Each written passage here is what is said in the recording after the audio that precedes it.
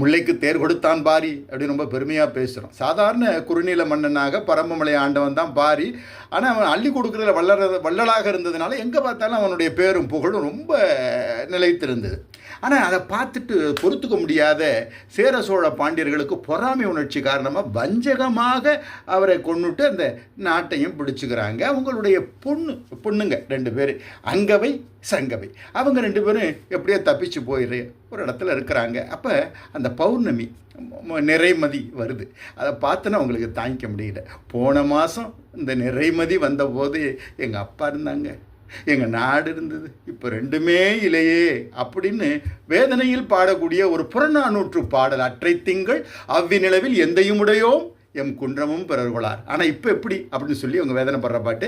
ஒரு கூடுதல் தகவல் என்னென்னா, கண்ணதாசன் இதை வேறொரு சூழலுக்கு அன்று வந்ததும் அதே நிலா இன்று வந்ததும் இதே நிலா அப்படின்னு ஒரு பாடி இருக்கிறாரு.